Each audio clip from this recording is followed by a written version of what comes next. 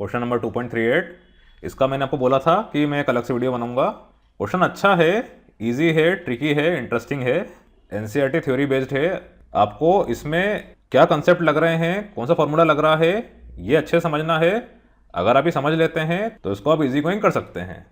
अगर आपको वीडियो अच्छा लगता है, मेरा समझाने का तरीका अच्छा लगता है, तो प्लीज़ इस चैनल को लाइक, शेयर और सब्सक्राइब ज़रूर कीजिएगा। हम स्टार्ट करते हैं। Physical quantity x is related to 4 measurable quantities a, b, c and d as follows. x is equals to a square b cube c to the power 5/2 d to the power -2। The percentage error in the measurement of A, B, C and D are 1%, 2%, 3% and 4% respectively. What is the percentage error in the quantity X? If the value of X calculated on the basis of the above result is 2.763, to what value should you round off the result? देखिए, इसमें पहला part तो आपका बहुत easy है। आपको बोला है इन्होंने परसेंटेज एरर, आपको दे रखा है x is equals to A square, ठीक। तो जब भी आप इसके अंदर रिलेटिव एरर निकालते हैं तो वो क्या हो जाता है, del x by x is equals to power, आपका जो एक्सपोनेंट है वो डायरेक्टली मल्टीप्लाई हो जाता है इंडिविजुअल रिलेटिव एरर से और उनका सम हो जाता है। तो ये क्या हो जाएगा आपका 2 डेल ए बाय ए, अब बीच में था multiply product dot dot dot, तो ये प्लस, फिर 3 डेल बी बाय बी, फिर plus 5/2 del C by C और plus 2 del D by D. गलती से भी आप -2 ना कर दीजिएगा। -2 है, ये असल में क्या लिखा हुआ है, the whole upon D square, ठीक। क्योंकि डिनोमिनेटर में आ रहा है तो माइनस में ले लें, ऐसा नहीं है। आपको मैंने क्वेश्चन भी करवाया था, मैं कॉपी पेस्ट करता हूं एनसीईआरटी से। ये देखिए, ये इलस्ट्रेशन आपका एनसीईआरटी टेक्स्ट बुक का है। इसमें बोल रहे थे find the relative error in z if z is equals to this. तो यहाँ पर आप देखिए the whole upon C D की पावर 3/2 आ रहा था। तो यहाँ पर क्योंकि अपॉन में था तो हम यहाँ पे माइनस लें, ऐसा नहीं है। अपॉन में हो, मल्टीप्लिकेशन में हो, डिवीजन में हो, मल्टीप्लिकेशन में हो, हर जगह रिलेटिव एरर जुड़ता ही है, प्लस ही होता है। तो यहाँ पर भी डी की पावर 3/2 था, या फिर आप डी की पावर -3/2 कर लीजिए। यहाँ पर 3/2 के आगे प्लस ही आएगा। तो इसका यूज़ करके मैंने इसको ऐसे सॉल्व किया है, ठीक। अब ये था आपका रिलेटिव एरर। परसेंटेज एरर के लिए कुछ नहीं करना है, आपको यहाँ पे 100 का मल्टीप्लाई और कर देना है, ठीक। एक बार मैं इसको ऐसा लिख देता हूँ, ये है आपका रिलेटिव एरर और इसके नीचे परसेंटेज एरर। तो del x by x into 100 is equals to 2। अब क्वेश्चन के अनुसार आपको परसेंटेज एरर सभी क्वांटिटी का इंडिविजुअली दे रखा है। यहाँ पर जैसे इन्होंने बोला है A B C D percentage error है 1%, 2%, 3%, 4%। तो आपको दिया है del A by A into 100 is equals to 1%।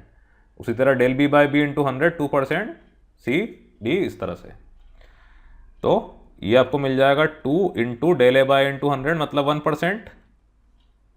उसी तरह +3 del B by B into 100, ये आपको दे रखा है 2%। अब इसको आपने सॉल्व किया तो ये कितना मिल रहा है आपको, 2 + 6 + 15/2 + 8 और परसेंटेज साइन बाहर लगा लीजिए। तो 16 + 7.5% मतलब 23.5%, ठीक।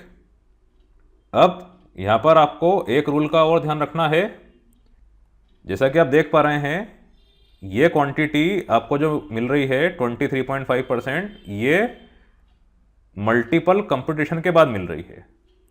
तो मल्टीपल कंप्यूटेशन या कैलकुलेशन कह दीजिए आप, जब होता है तो सिग्निफिकेंट फिगर कैसे दिया जाता है, अब हम पहले ये देख लेते हैं।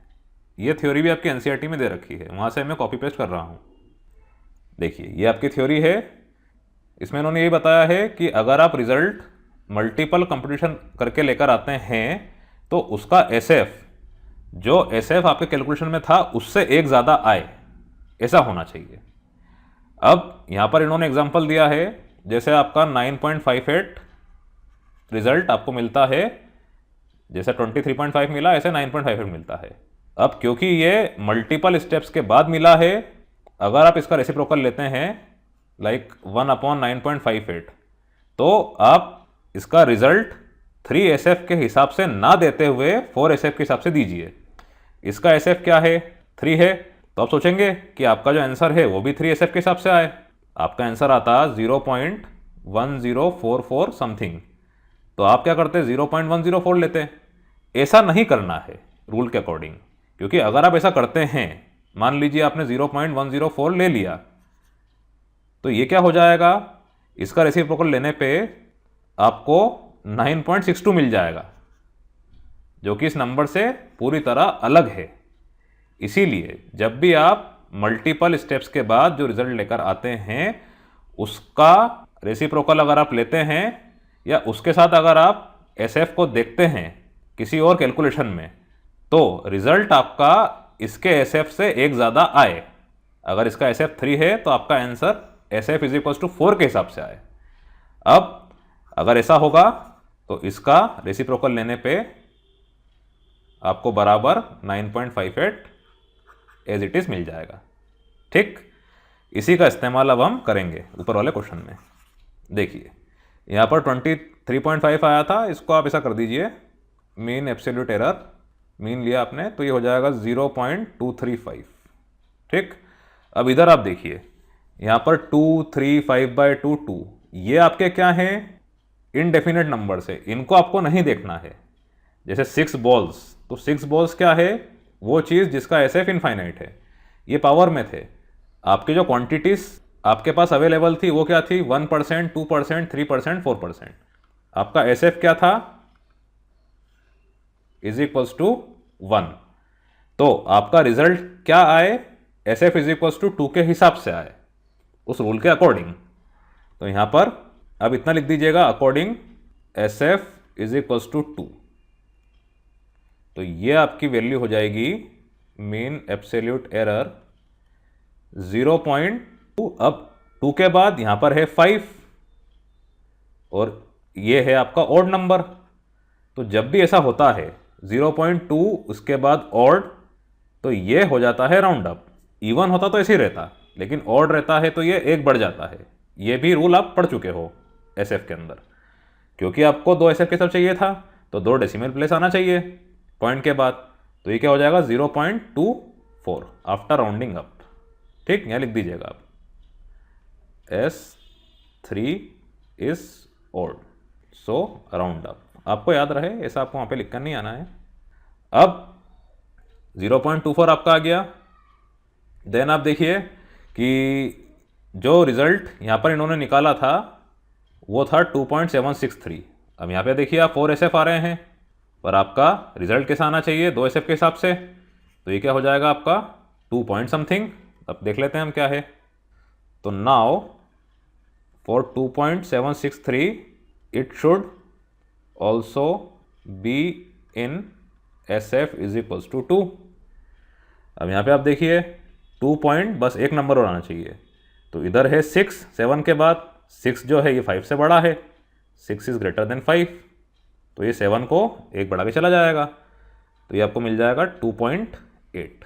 ये है आपका फाइनल रिजल्ट, ये इसका आंसर है।